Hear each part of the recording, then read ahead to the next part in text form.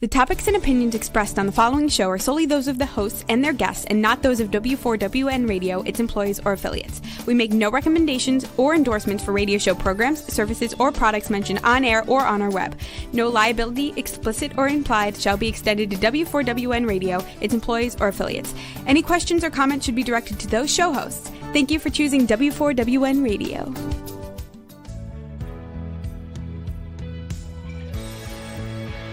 Welcome to Success Secrets Exposed with Sally A. Curtis, where we share stories of challenge, success, and inspiration along with practical tips and strategies to move you forward to your success.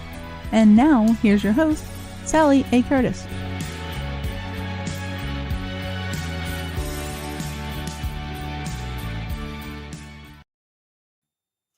Good evening, good morning, and good day to you all today. Thank you once again for joining us on Success Secrets Exposed. We're going to have a fabulous episode for you today, talking about all things teams. So for those that are new to the show, a little bit on me. I'm a marketing strategist who specialises in working with coaches, consultants, and speakers. And it is my role to help them amplify their voice, their message, and their impact. And today we're definitely going to be talking about all things impact.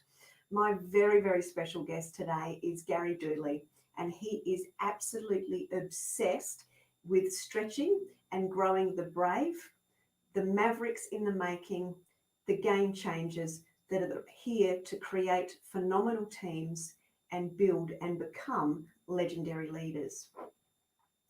So can you please help me welcome Garie Dooley to the show?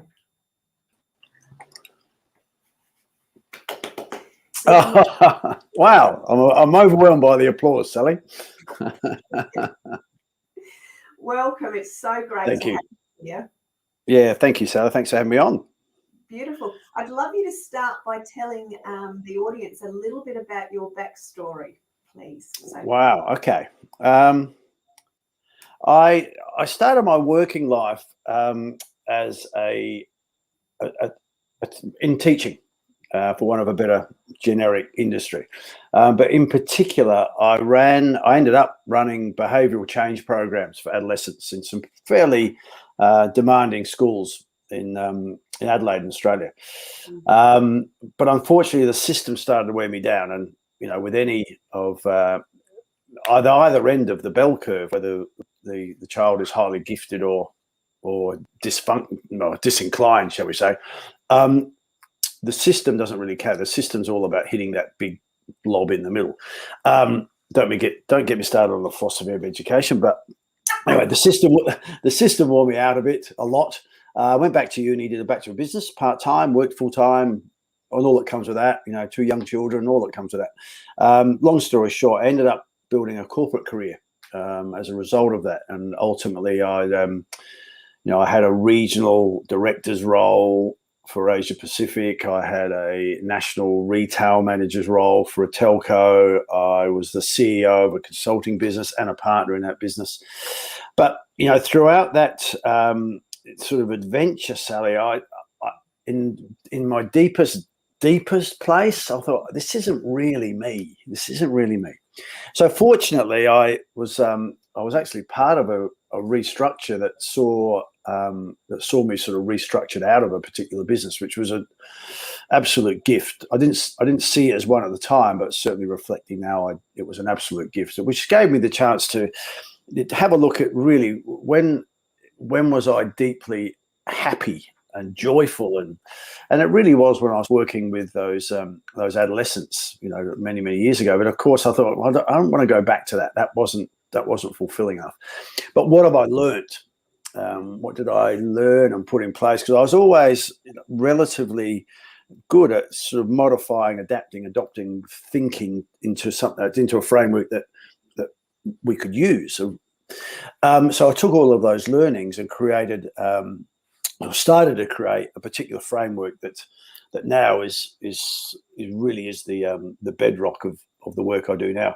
I was fortunate enough to come together with 3 chaps, Jared Murphy, Craig Grime, Ray McLean, who were the founders of a business called Leading Teams. And we ended up together building quite a substantial business. But it started to look for me like what I had left, a little bit corporatized. And to be honest, my own growth, I started to feel my own growth was getting a little bit restrained. So I've been working on my own for about 6 years now. Still in that team space. That is what I'm, as you mentioned right at the outset, that is what I am truly, truly passionate about. Creating environments where it's safe to take risks with shifts in behavior, which is what I've always been passionate about, which I now know.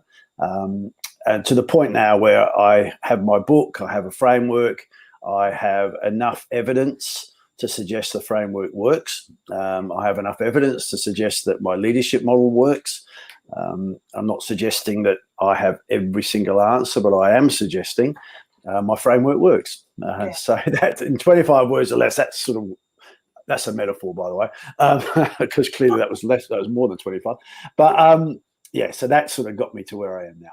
Yeah, beautiful. Yeah. And I've certainly been only a little teeny tiny fly on the wall when COVID hit and was in the background of sort of being part of some of the teamwork that you were doing, and just purely seeing the faces of people as they came in those first stages, and then seeing them a week later on screen was just the transformation was just phenomenal. Oh, so thanks. I'm super excited of being here. And getting to sort of share some of you today, because teams really is your thing, and that real high level of impact through very simple, practical approaches. Yes. Yeah. One of the things that I remember reading in your book and through conversations with you, you often talk about how leaders have actually lost sight of how much us as human beings actually want to be part of teams. Yeah. Can I ask you to elaborate on that a bit for us today? Yeah, certainly. I have a fundamental belief, and I think if we strip it back and take a step back, I don't really hear a lot of people push back on this, but I have a fundamental belief that we love being in teams. Now, whether it be a work team, like a structured work team, like I am in the marketing team or I am in the finance team, or whether it be a less formal structure, I don't know, let's call it your friendship group. So in between there, we have families, we have, in a sociological sense, we have tribes, we have villages. We are almost, I don't know the science of this, but we're almost genetically inclined to be at our most joyful when we're engaging with others. And it's certainly no secret that when people suffer from high levels of anxiety, one of the symptoms is, they feel like they're on their own. And so I do believe that as a community, we love being in teams, whatever that team structure looks like. But I think the other bit is you really, really love being in successful teams. And I think leaders, in fact, I have seen leaders not deliberately, but just miss that bit. So they will spend, and this is a really common occurrence, they will go off site for 4 days. 3.5 days is on the strategy. Let's build the strategy. Let's deal with some processes. Let's change the way that we manage the supply chain. And they'll spend half a day on team building.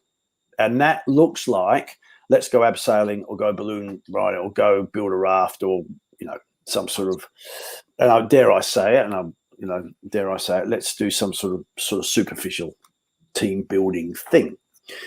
And I sort of miss the fact that it's, your ability to deliver on the strategy or the process will absolutely be driven by the quality of your team. Are there high levels of trust? Is it really clear what we stand for? Do we have a common purpose? Now, all of that, is there anyone in the team letting us down? Is there anyone in the team that needs the help? Is there anyone in the team that actually we should recognize and maybe let them lead? Now, all of that will be missed when we go half day, abseiling, whatever it is. So I think, in fairness, I don't think it's deliberate. I just think they've missed the point that what is fundamental to your success as a business is the quality of your teams. There's no, the iconic businesses in this world, the ones that we admire, that aren't even in our market segment. So, I was with a client yesterday oh, who would you really like to be? You know, oh, I'd love to be like this business. And the business wasn't even in their market. Yeah. Now, if you lift the lid on that business, you will see that business is driven by some phenomenal teams, and there's some legendary leadership going on. Yeah. Now, as you know, a number of people, certainly a lot smarter than I have identified, you know, Simon Sinek being one of them, that your purpose never changes. It's the strategy and the tactics around it that have, you know, certainly last year proved to us that, you know, there's nothing more, there's nothing more common than change.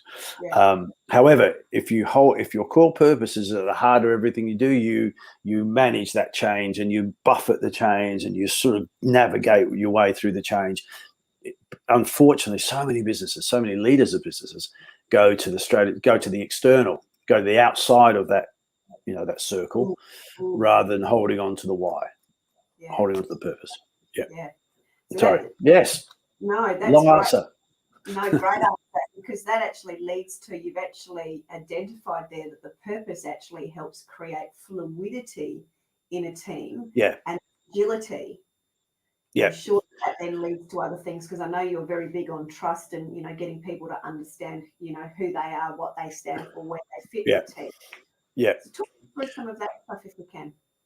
Yeah, without a doubt. If we take a step back, so what gets us to that really core purpose is the real conversations. Now, and when I say the real conversations, you know, I'm not talking about difficult conversations. I'm not talking about, there's a whole bunch of words at the moment, robust conversations, or, you know, there's a lot of, what's the word? Oh, I don't know what the word, jingoism almost around it. You know, what can we call it that makes it more palatable? No, it's just the real conversation. You know, it is not, what do we really need to talk about today that has the biggest effect on our performance? Now, the unfortunate thing is, and in the early days anyway, people connect real conversations with, I'm going to give you some feedback that's going to correct some behavior. Now, that's one, you know, subset inside a pretty big universe of what real conversations can be about. One of the key things I learned or remember from the thesis that I wrote during my special ed type days was that, you know, adolescents learn 2 to 3 times quicker in terms of behavioral shifts with positive reinforcement. And so the real conversation I would love to think the real conversation is as much about that.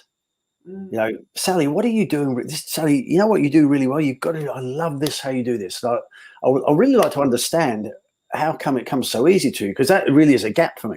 It's those conversations that have, in fact, it probably even more value than, Sally, look, can we put some time aside? I've got some feedback for you that I think will help you improve. You know, so could you stop doing this and start doing this? Oh, by the way, keep doing that.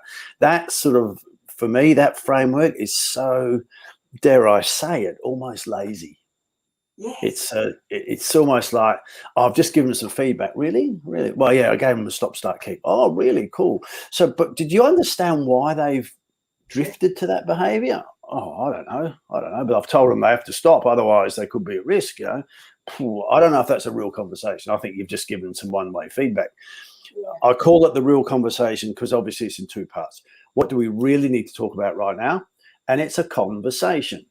Now, what's the characteristic of a conversation? It goes both ways. So make sure as your leader, you're asking at least 1 or 2 questions that open up the dialogue.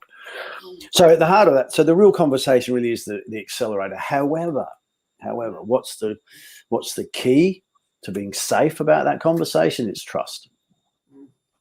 Do we genuinely make an effort to build meaningful working relationships? And I don't mean best friends. In fact, you know, I'd really like people, I sort of encourage people to lose that notion that in order for us to be a high performance team, we've got to be all get on. No.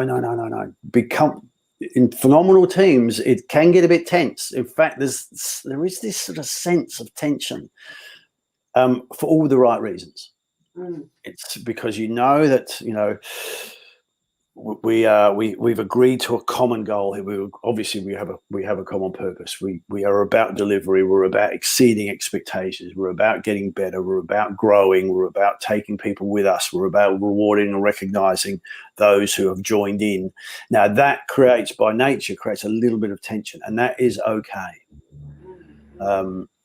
So that is at the cornerstone. So we build high levels of trust. You build high levels of commitment, whether it be to the purpose, to each other, to the outcomes. As a consequence, you're comfortable being held accountable.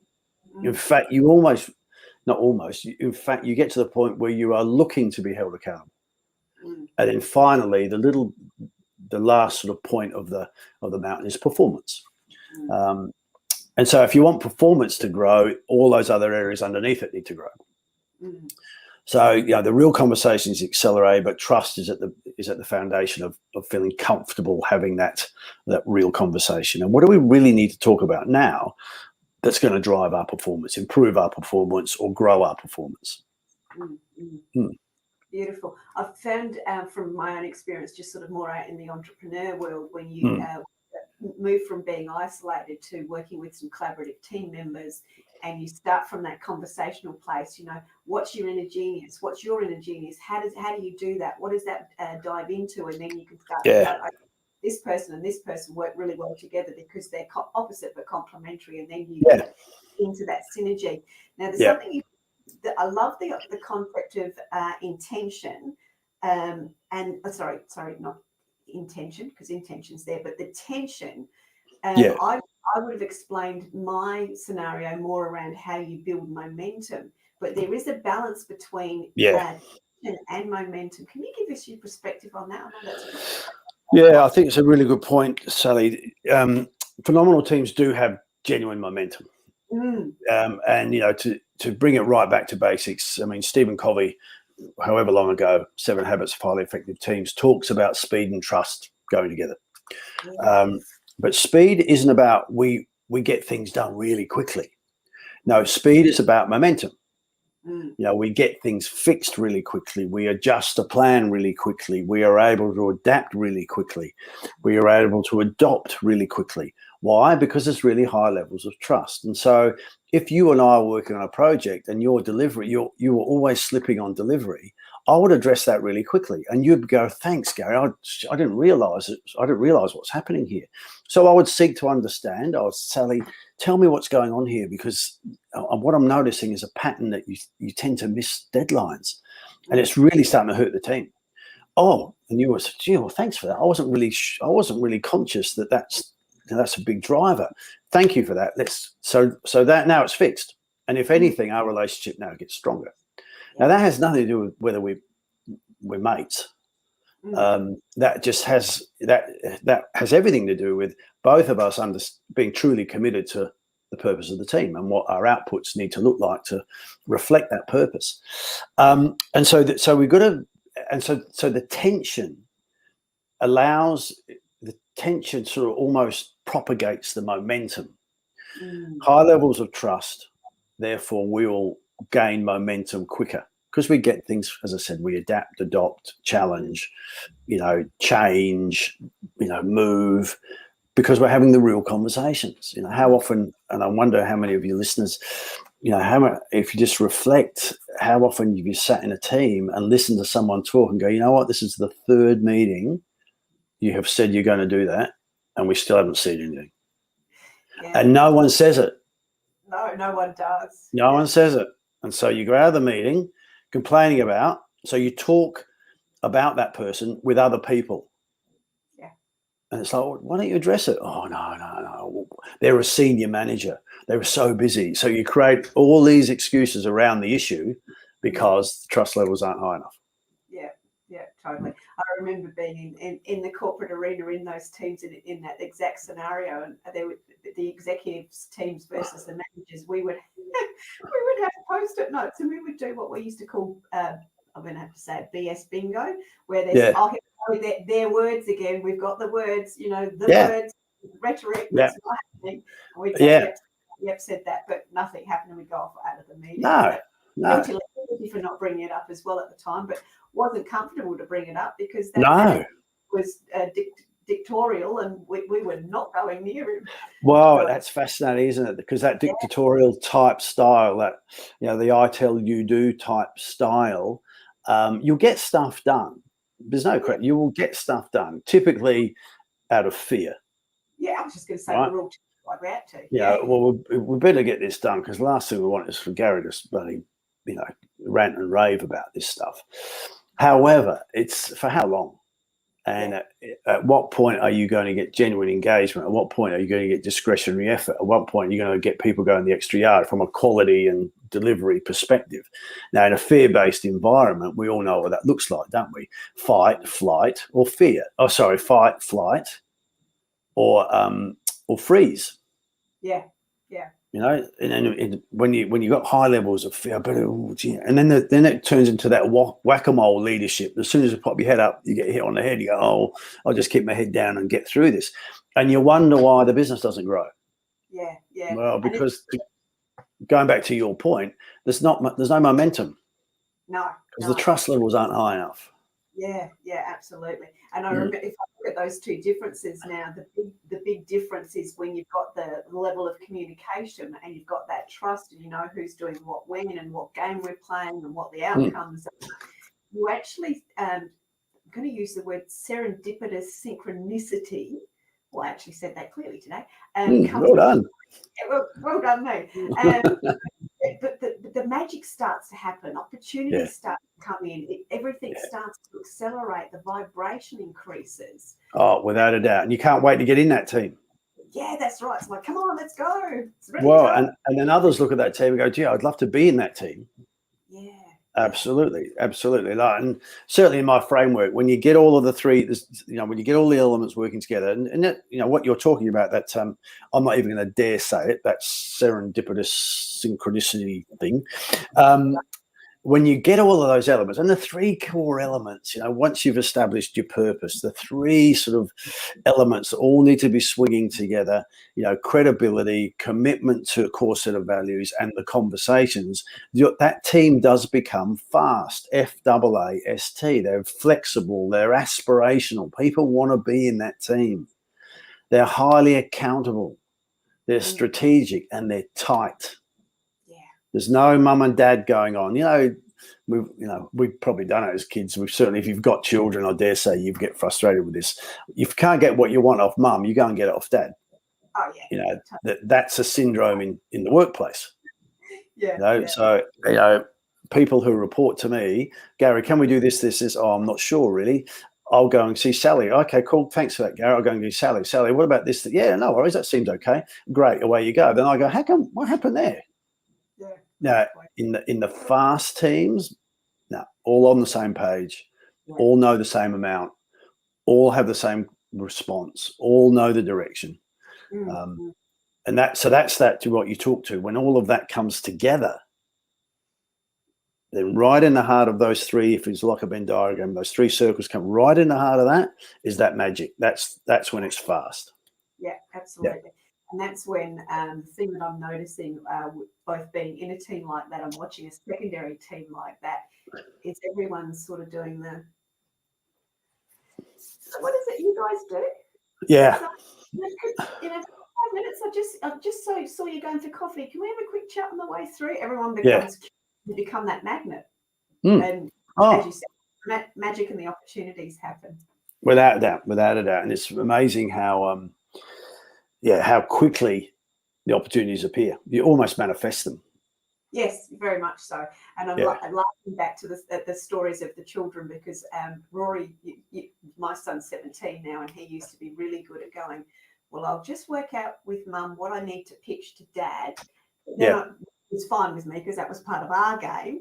But then I realised that he was actually doubling back and he was doing the same thing to me. So Andrew and I got unified in the, hey, Rory's doing this and that and all the rest of it. And then he'd come to us and Andrew and I were unified. And then it was like, okay, well, we'll stop. Yeah. Not that the games were malicious, but they were games, and he was just sort of testing the boundaries and all the rest of it, as staff members do and team members do. And then it came back to that. No question. And how often do we see that in the workplace, Sally? Yeah. You know, I've worked with teams. I've worked in environments where the where the currency of promotion is politics. Yeah. Yes. You know, I've worked in environments where, like, how do you get promoted right here? Become really politically astute. Yeah. Oh, wow. Or make sure you back the right horse. Wow. So it's nothing to do with your sort of commitment to the cause. No. Just become politically astute. And that's the start of that toxic, selfish, Yes. environment. Unfortunately.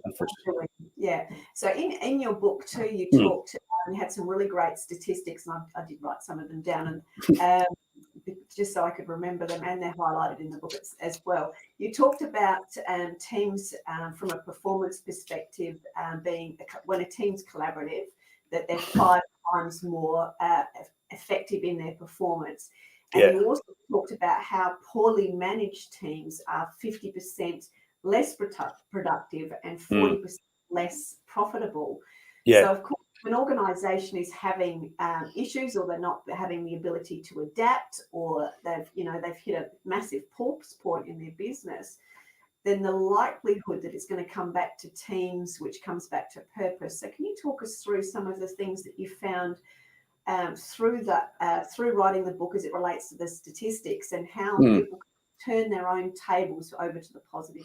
Yeah, certainly. And, the numbers are not, and I don't necessarily get caught up on the number, but the reality is, in Gallup in 2018 did a very a global survey, for want of a better phrase, on highly engaged teams and performance.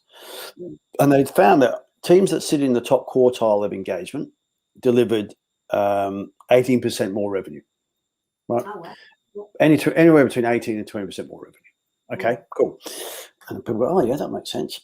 But 28% more earnings, right? Earnings growth. Yeah, growth. And so they're delivering more, and it's costing less. Why does it cost less? Is often a question. Well, think about it. No staff turnover. Staff stay. Staff are far more engaged. Staff give discretionary effort. We don't have to spend more money on the infrastructure that supports teams, whether it be CRMs, or whether it be IT, or whether it be, advertising campaigns, marketing campaigns, whatever it needs to be. We're spending less to get the output. And so, even if you take my emotional connection to teams away, the reality is highly engaged teams deliver more.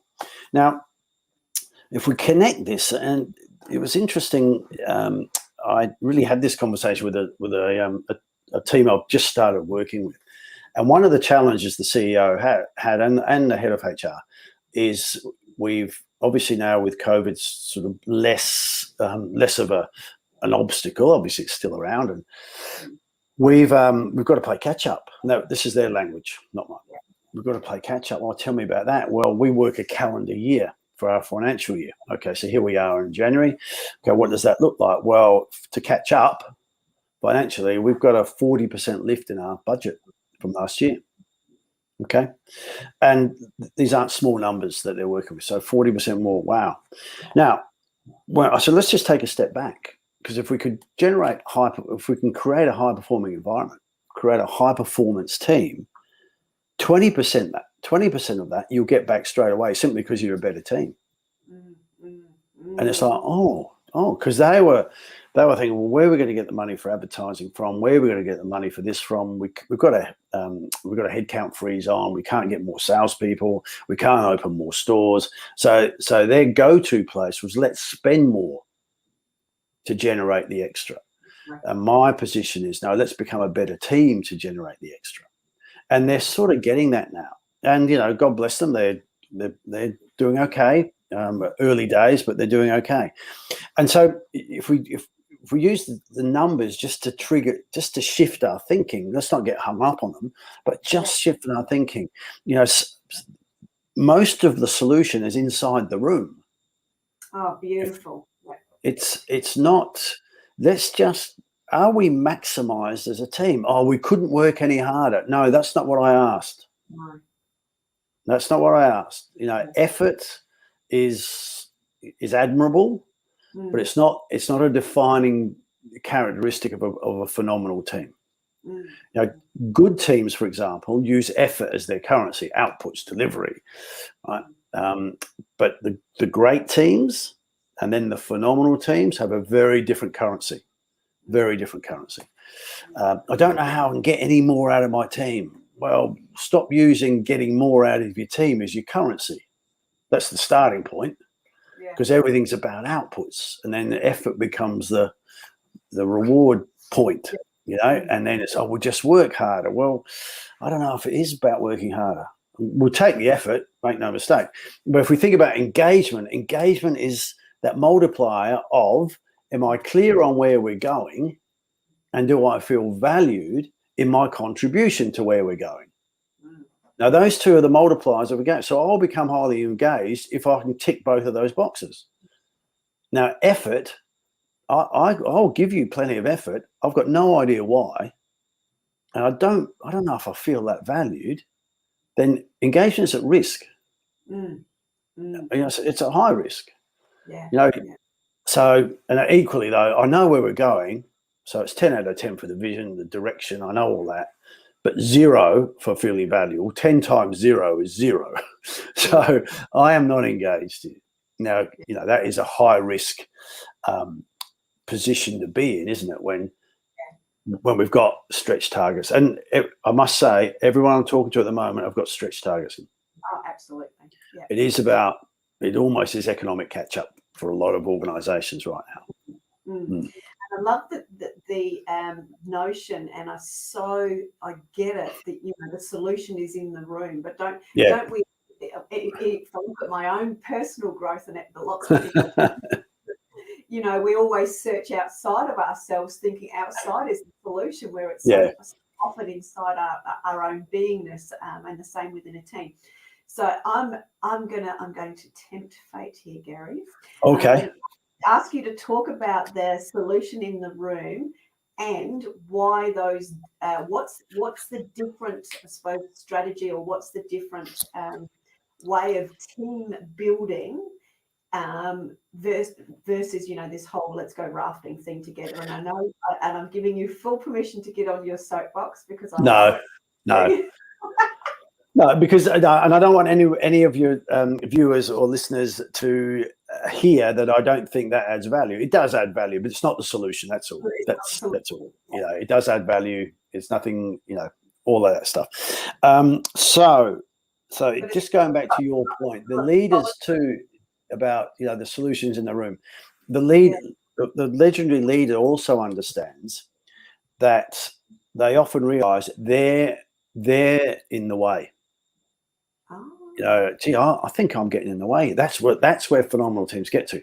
And the legendary leader gets to the point is, wow, I've got so many leaders going on around me now. I need to get out of the way here.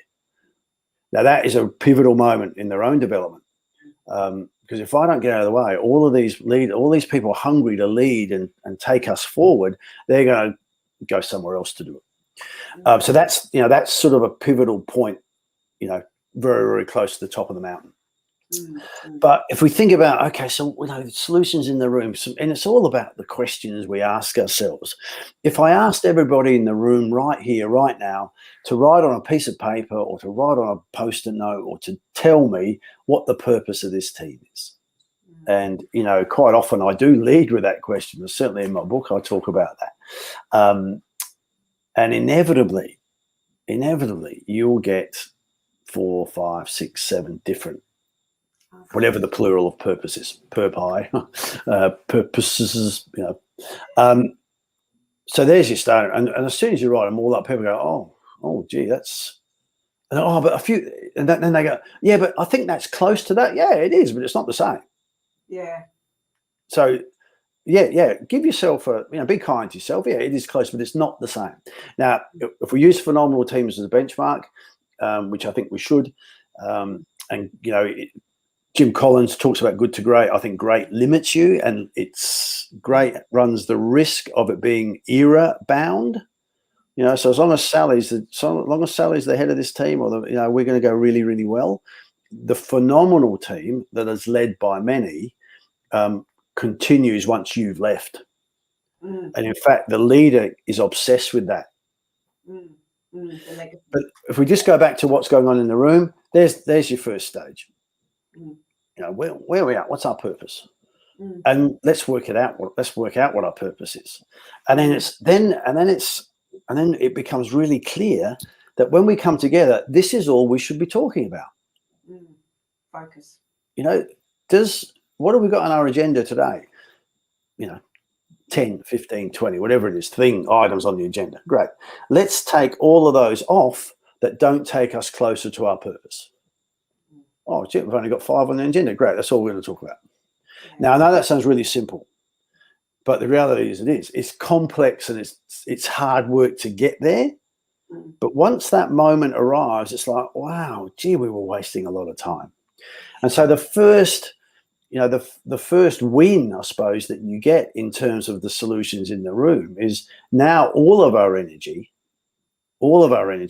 is focused on what really matters here. And what really matters is either igniting, enhancing, enabling, improving our purpose.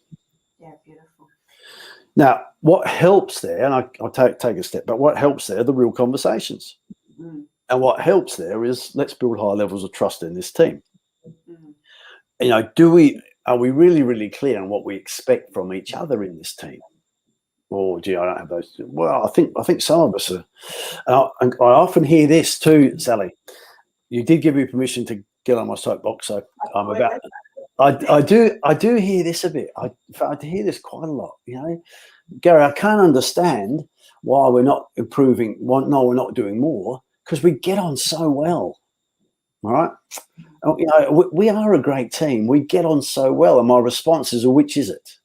Are you a great team or you get on really well? Because great teams don't use harmony as their currency. Yeah. And then we dig underneath and I'll ask questions like, well, how does Sally learn? Well, what do you mean by that? So what does Sally need to genuinely connect to something new? No, I don't know. Oh, but you just told me you knew her really well. Yeah. Yes. Yeah. Well, I didn't. Well, I didn't. I know that she's got her kids' names. And I know she's got a dog. And I know. Yeah. You know stuff. You just know stuff. Yeah, stuff. Yeah. You just know stuff, and that's okay. That's okay. However, it won't be enough. Stuff won't be enough when you want to have the real conversation. Yeah. And so it's those sort of things can go on in the room. You know what's if you turn to the person next to you, is there a concern you have about your relationship with that person? Oh, gee, yeah. Sometimes great. Have that chat now. Yeah. Right, that and it's like, oh, gee, you're kidding, aren't you? Well, hang on. You just told me you get on really well. Yeah. You know, so guys, let's not confuse harmony with we have meaningful working relationships. Yeah. Because meaningful working relationships are that, you know, I understand what your challenges are. I understand what you're scared of. I understand what you love. I understand how you learn. I understand what your career aspirations are. You know, that builds meaningful relationships, not which footy team do you barrack for, which sport do you love, and who's your favorite band. You know, they're nice to knows, but they're not at the heart of meaningful working relationships. It's just stuff. Yeah. And so really, you know, to answer your question at the outset there, Sally, what could go on in our room? Let's make a genuine effort to build some meaningful working relationships. And now let's have the real conversation about what our purpose is. Yeah. And now we're ready to start moving forward. Yeah. And now let's have some real conversations about what we tolerate in this team. Yeah. And now let's have the real conversation about what's not negotiable in this team in terms of our behaviors. And now let's talk about who we need to be. So the great teams and the phenomenal teams, their go-to place is who do we have to be right now? Why are we here? And who do we have to be? Right? Versus what do we have to do? Yeah, management teams tend to go to what do we have to do now? Leadership teams go to who do we have to be right now? There's a big difference. Our people need us to be bang, bang, bang. Great. So how do we demonstrate that to the people? Bang, bang, bang. Great. Management teams aren't go-to. Great. We just need to turn the dial up on the sales because otherwise we're never going to meet these targets. Got it. Leaders go, we're going to have to be a different leadership team now if we're really going to nurture, care for, and encourage and make these people feel safe to step into the new world. And so it's that sort of work that you do in the room. Now you can do that seriously. You can do it with a flip chart and a piece of paper and a pen. It does not require anything other than a willingness to change who we need to be. Yeah, beautiful. Okay, another question and a bit of context in there too from a working mum scenario as it relates to schools and great schools when there's a great principal in there and then that principal leaves. So I want to ask a legacy question because you see lots of our women that listen to the show have got kids, so they would have had that easy to understand, great principal leaves and changes. So when you're going from a great team and you're building the legacy of a phenomenal team, what do people, in sort of simple terms, what do people need to put in, or the team's leaders or whatever need to put in place to help that legacy continue? Great. Yeah, great question. Because and no pun intended, but so great teams, from my experience, great teams tend to be sort of era based. And we see it so often in sport, don't we? Yeah. And I've often had some rather robust conversations with English football fans when I challenge the notion that I think Alex Ferguson let Manchester United down a bit, because once he left, the club really struggled by their standards, by the typical standards. Obviously things are starting to improve a bit now, but what didn't happen? There was no successor. It didn't look like a succession plan. Now there may well have been, and I'm not aware of, but from an outsider, it didn't look like there was a succession plan.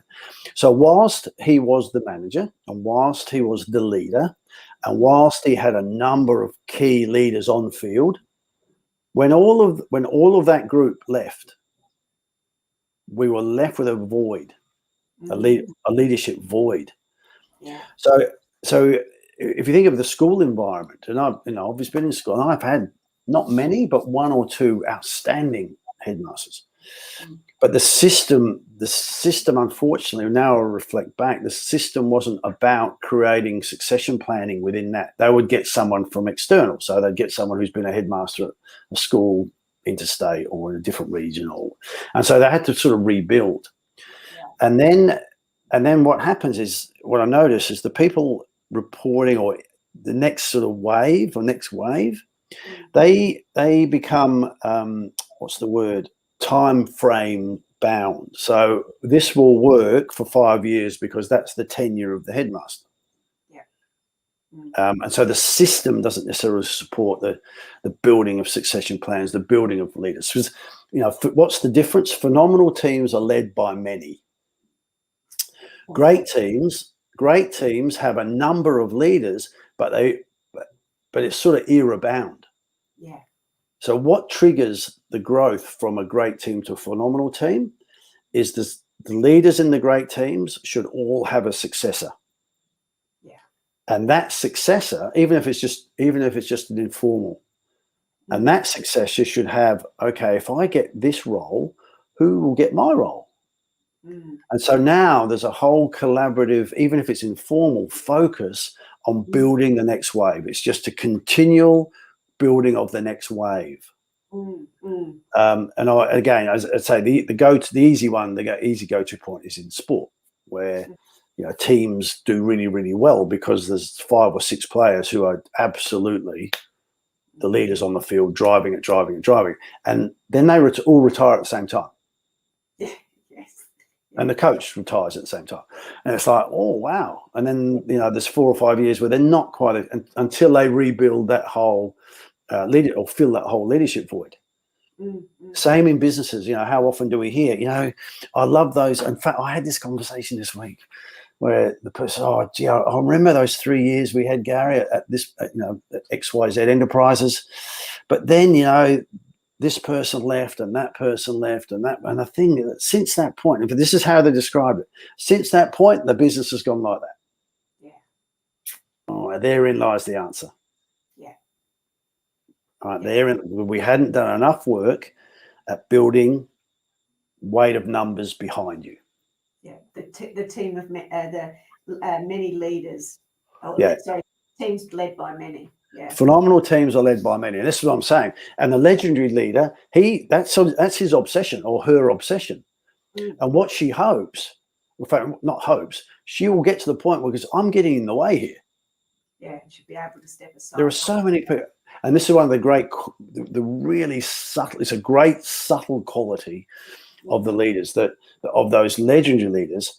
They know when it's time to follow, as well as know when they have to be the lead.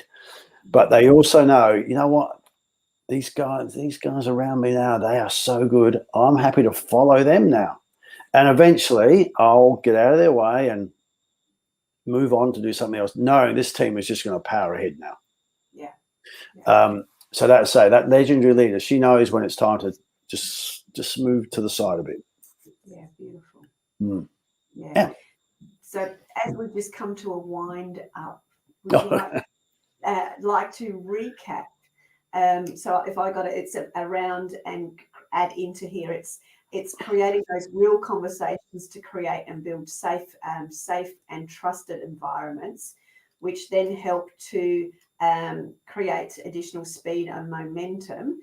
But it's all built around the purpose, and then from the purpose and the teamwork, you're building into the legacy element of building the many leaders that help to continue it through.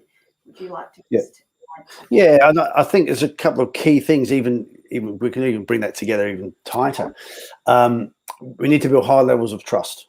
That is paramount, and like real trust. Building high levels of trust will build commitment to each other in particular. Makes it safe to have the real conversations. Good call. Once that is in place, once that is in place, well, it's almost parallel to that. Why are we here? So let's get the purpose really, really clear, because everything hangs off the purpose.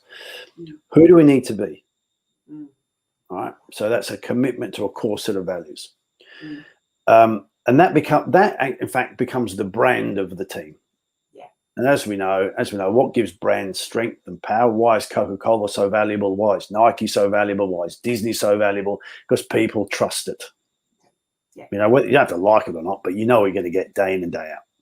Yeah. It's exactly the same with teams. So we need to build a brand for that team.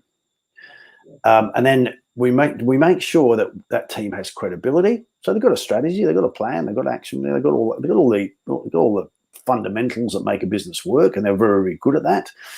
We have a commitment to those core set of values, and we have the conversation. So P equals C cubed. Your purpose, the delivery on your purpose, is the multiplier of credibility, commitment, conversations. Yeah, fantastic. Very good. Garie, thank you so much. No, pleasure. Thanks for listening. Yeah, and sharing so much. So with for the people that are watching the show live and those that are watching it later or listening to it later, you can see that Garie's website's going across the ticker at the bottom. So it is too. His website and grab his book and learn some more of Garie's insights. And just a quick heads up, it's not a massive read. It's got more questions probably than it has content. It's got a few pictures in it too. So if you're a diagram person, a visual person, learner like I am, I do get feedback. It doesn't take very long to read, but I do get feedback that it is something that people keep going back to. So don't think it's like, that. It's all right. It's a reference book. It's one that we go forward to for sure. So thank you very, very much, Garie. Pleasure, Sally. Yep, thank you. Coming up on next week's show, folks, we've got Michael Gray coming back to join us on how to build great events through understanding your ideal target market intimately. If you want to know how to fill events and do it successfully, join us next week for next week's show. Thank you very, very much. Thank you again to Garie. Round of applause for Garie. Thank you. All next week. Thank you very much, folks. See you soon. That's it for this week's episode. Thank you so much for joining us. I trust you got some inspirational tips to move you forward. See you next Thursday at 7 p.m. Eastern for more Success Secrets Exposed.